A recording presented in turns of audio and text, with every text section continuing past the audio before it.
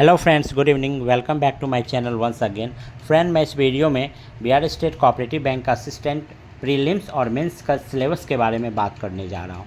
ठीक है, इंग्लिश से स्टार्ट करता हूँ, प्रीलिम्स और मेंस दोनों के लिए। ठीक है, रीडिंग कॉम्प्रीहेंशन आपको हर एक शिफ्ट में देखने को मिल सकता है, प्रीलिम्स हो चाहे मेंस हो। ठीक है, जिसमें से आपको 3-4 वर्ड ऐसे मिलेंगे जो कि साइनो, एंटो और फ्रेजल वर्ब से क्वेश्चंस होंगे। ठीक है, बाकी रीडिंग से होगा।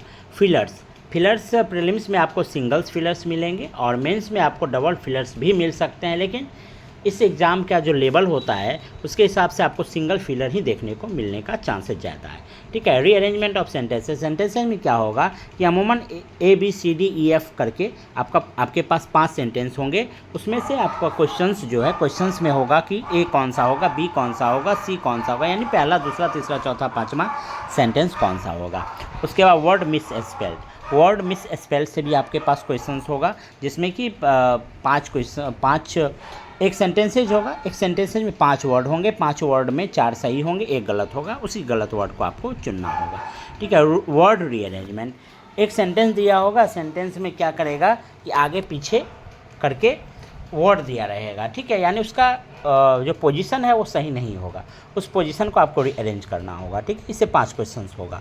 कॉमन एरर की बात करें तो कॉमन एरर से भी 5 क्वेश्चंस आपको देखने को मिलेगा, जो कि ग्रामर से होगा। ठीक, क्लोज टेस्ट का बात करें, इससे भी 5 क्वेश्चंस प्रीलिम्स में और मेंस में आपको 7 से 8 क्वेश्चंस देखने को मिल सकता है। क्लोज टेस्ट में क्या होता है कि एक पूरा पैसेज दिया रहेगा। ठीक है, और पैसेज में 4-5 फिलर रहेगा। किसी में ग्रामेटिकल एरर रहेगा भरना, किसी में मिस स्पेल्ड डालना होगा। ठीक है, इस टाइप से आपको फिल करना होगा, उसको क्लोज टेस्ट बोलते हैं। ठीक है, डबल फिलर की बात कही तो मेंस में आपको मिल सकता है। फ्रेजेस एंड आइडियम्स, ये फ्रेजेस एंड आइडियम्स भी पूछा जा सकता है। वैसे लास्ट ईयर तो नहीं पूछा गया था, लेकिन ये भी सिलेबस में है। ठीक है, रीजनिंग की बात करें तो रीजनिंग में सिटिंग अरेंजमेंट में सर्कुलर भी हो सकता है।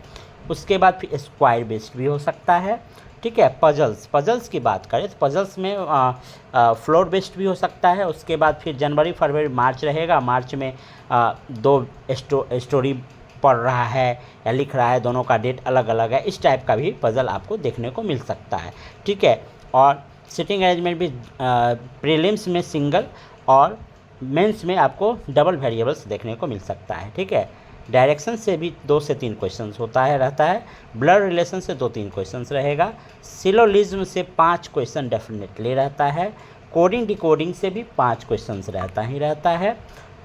कोडेड इनक्वालिटी से भी 5 क्वेश्चंस रहता है। ठीक है, वर्ड रीअरेंजमेंट या वर्ड फॉर्मेशन कह सकते हैं। जैसे एक अल्फ़ाबेट दिया रहेगा, कहेगा दाएं से गिनने पे और बाएं से गिनने पे कितना ऐसा वर्ड है जिसका स्थान नहीं चेंज होता है, या कह देगा कि अल्फ़ाबेटिकल ऑर्डर में सजाने पे कितने ऐसे, इसमें से कितने वर्ड है जिसका पोजीशन चेंज नहीं होता। इस टाइप से वर्ड फॉर्मेशन भी वही चीज़ है। अल्फ़ाबेट टेस्ट से भी क्वेश्चंस आपको हो सकता है।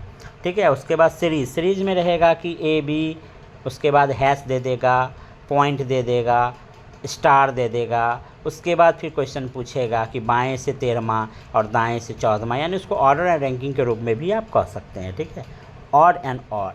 उसके बाद 5 दिया रहेगा, जैसे कि क्वेश्चंस में दिया रहेगा कि इसका मतलब ये हुआ, फिर रहेगा कि इसमें से कौन सा ऑड है। 5 ऑप्शंस रहेगा, कहेगा कि इसमें से कौन सा ऑड है। ठीक है, तो मिला जुला करके रीजनिंग का जो सिलेबस यही है प्रीलिम्स और मेंस के लिए।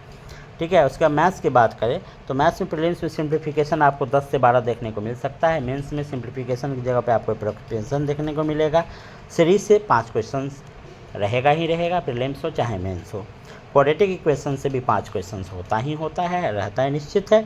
DI 2-3 टाइप्स का पूछ सकता है, या तो पाई चार्ट पूछ देगा, नहीं तो टेबलर पूछ देगा, या फिर मेंस में आप देखेंगे कि मेंस में आपको कैलकुलेट भी देखने को मिलेगा। अर्थमेटिक से निश्चित रूप से 10 क्वेश्चन प्रीलिम्स में, 10 से 12 क्वेश्चन मेंस में आपको देखने को मिलेगा।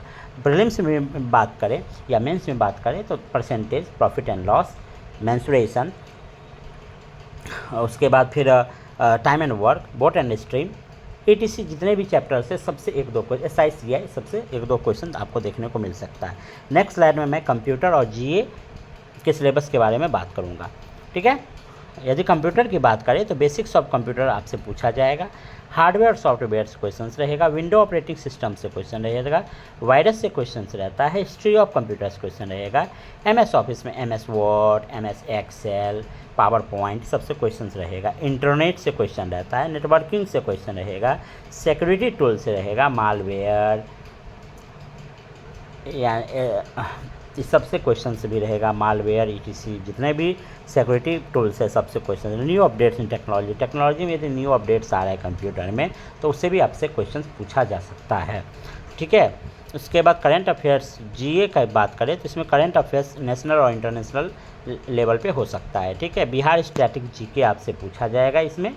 उसके बाद स्टैटिक GK पूछा, बिहार स्टैटिक में बिहार से रिलेटेड जितने स्टैटिक उससे पूछा जाएगा, और स्टैटिक GK में पूरे इंडिया में जितने भी स्टैटिक चीज़ हैं उससे पूछा जाएगा। डैम के बारे में पूछा जा सकता है, डेज के बारे में पूछा जा सकता है, उसके बाद फिर ये पूछा जा सकता है कि किसका कहाँ राजधानी है, ये पूछा जा सकता है। इस टाइप से स्टैटिक GK आपसे पूछा जाएगा। एब्रिविएशन भी पूछा, जैसे DBT लास्ट ईयर पूछा था, DBT में B का मतलब क्या होता है, तो DBT का full form direct benefit transfer, तो B का मतलब हो गया बेनिफिट, ठीक है। स्टैटिक बैंकिंग पूछा जा सकता है, जैसे MICR का फुल फॉर्म क्या होता है, लास्ट ईयर पूछा था MICR का फुल फॉर्म क्या होता है, MSC का मतलब क्या है। इंडियन फाइनेंशियल सिस्टम से भी 2-4 क्वेश्चन आपको देखने को मिल सकता है। मॉनेटरी पॉलिसी से क्वेश्चन देखने को मिल सकता है, repo rate, reverse repo rate, CRR, MSF, SDR, इस सबसे क्वेश्चन आपको देखने को मिल सकता है।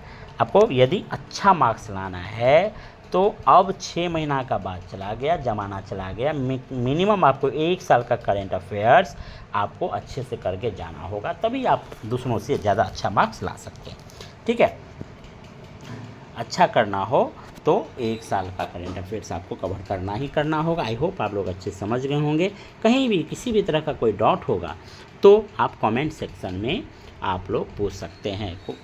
वीडियो को शॉर्ट ही रखने का कोशिश करते हैं, नहीं तो ऐसा नहीं, बहुत सारा पॉइंट है जिसको डिटेल में बताया जा सकता है, लेकिन शॉर्ट में वीडियो रखा गया, ठीक है। All the very best, thank you.